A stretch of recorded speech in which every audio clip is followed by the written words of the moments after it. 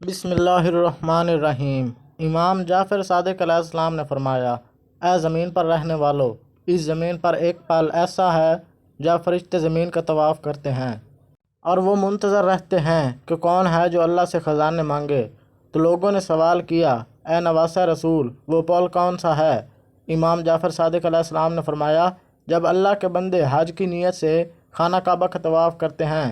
یاد رکھنا، جب اس زمین پر حج ہوتا ہے اور انسان اللہ کے گھر کا طواف کرنا شروع کرتے ہیں تو اس کے ساتھ فرشتے بھی زمین کا طواف کرنا شروع کر دیتے ہیں اور تمام گھر والوں کی طرف انسان کی طرف دیکھتے رہتے ہیں اور کہتے ہیں، مانگو، کیا مانگنا چاہتے ہو؟ آج حاجتوں کے قبول ہونے کے دروازے کھلے ہوئے ہیں۔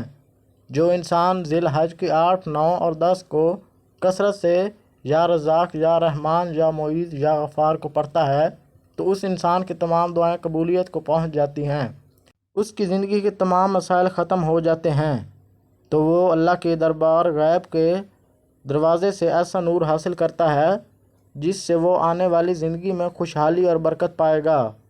انشاءاللہ اللہ پاک ہماری تمام پریشانیوں کو دور فرما اور ہماری زندگی کو آسان بنائے۔ آمین ثم آمین۔ محترم ناظرین، اگر آپ کو ہماری آج کی ویڈیو پسند آئی ہو تو ویڈیو کو لائک اور چینل کو سبسکرائب ضرور کر لیجئے گا اور کمنٹ باکس میں اللہ تعالیٰ کے 99 ناموں میں سے ایک نام ضرور ٹائپ کریں۔ اللہ ہم سب کا حامی و ناصر ہو۔ جزاک اللہ۔